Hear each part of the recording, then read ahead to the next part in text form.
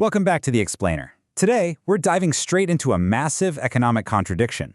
Imagine a factory that literally never sleeps. You've got robots building cars, robots inspecting those cars, and robots loading them onto self-driving trucks. There are absolutely zero human workers inside, which means zero wages are being paid out. So here's the wild paradox we're unpacking today. If robots do all the work and earn zero wages, who exactly is buying all this stuff?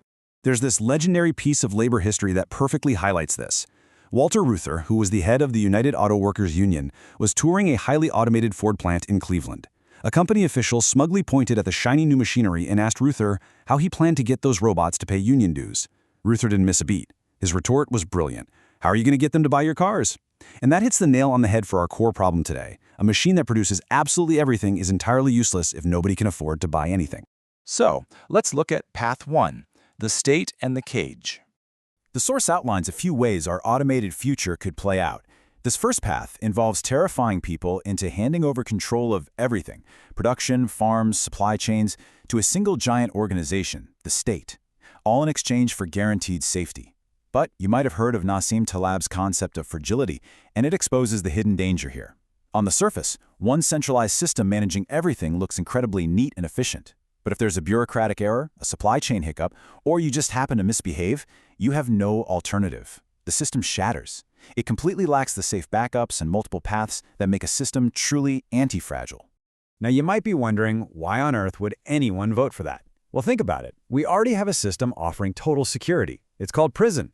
Free shelter, free food, free healthcare, and absolutely zero bills. The author Eric Fromm brilliantly explained this in his book, Escape from Freedom, as the prisoner deal. See, freedom is actually really heavy. It means making hard choices, carrying personal risk, and tolerating uncertainty. Ironically, a lot of people, when faced with that massive weight, will happily trade the burden of independence for the comforting safety of a cage.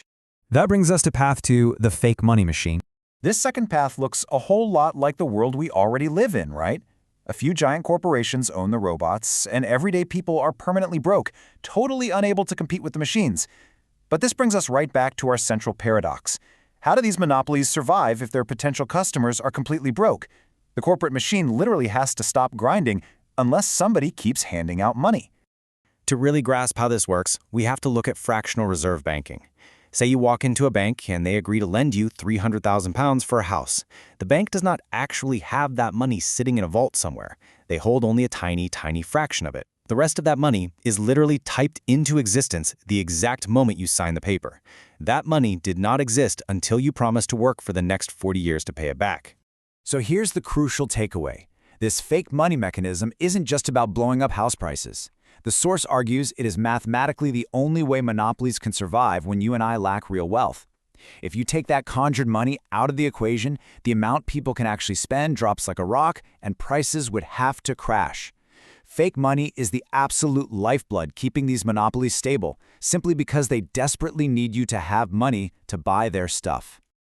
Which leads us to Section 3, the billionaire UBI loop.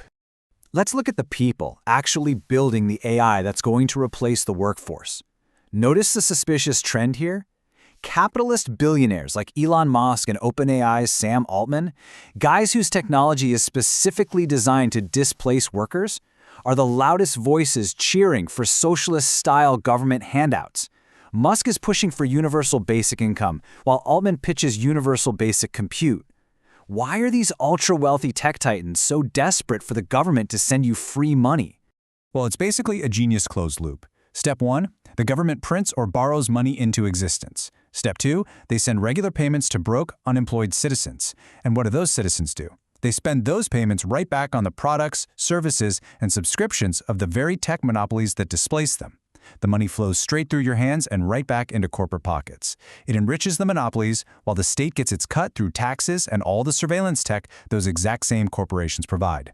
When you zoom out, the explainer argues that these two systems, state socialism and this kind of technocracy, or technosocialism, are structurally identical.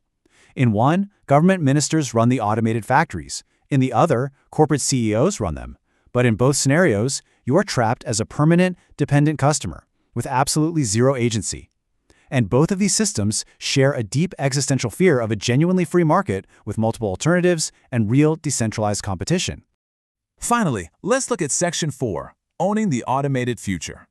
So, What if we reject the cage entirely? How do we take ownership of our one automated future? The explainer proposes a radically different vision. Imagine we transition to finite, unfakeable money, like gold or a decentralized currency, something governments and banks can't just print on a whim. Without all that fake money propping up insanely high prices, corporations would be forced to aggressively drop their prices so people with limited, real money could actually afford their goods. To do that, they'd have to use automation to make things incredibly cheap. Add to that abolishing artificial scarcity laws, like state-enforced intellectual property, and suddenly robots aren't a threat anymore. They become engines of massive abundance, dropping the cost of everything from wheat to smartphones to near zero. Because if there are no artificial barriers, anyone can copy these robots. When 3D printers, open-source AI, and microfactories become as common as the cell phone in your pocket, the whole paradigm completely flips. The big essential question shifts from a fearful, will the machine replace me, to a super empowering, will I own the machine that is going to replace me? Decentralized, local, and flexible producers could easily outcompete those giant, clunky monopolies. Every single generation is told to fear the future and fight the machine. We've fought the loom, the assembly line, the algorithm, the robot. But the machine is not our enemy. The real danger is our human fear of uncertainty. That fear tricks us into begging the state and powerful corporations, the exact perpetrators of inequality, to come save us. As the saying goes, we've been taught to ask the wolf to take care of the sheep. Which brings us to the ultimate choice we face regarding the ownership of our one automated future. A solar-powered robot producing abundance for everyone? That's a bright, beautiful future that could solve poverty and soul-crushing labor forever. But the only thing standing between us and that future is our willingness to surrender control. So I want to leave you with this final, vital thought. Total dependence on centralized monopolies or the state might offer a comforting illusion of safety, but what happens to our freedom when we forget how to own the future ourselves? A cage definitely keeps the predators away, but are we willing to trade our independence just to live inside one? Think about that, and I'll see you in the next explainer.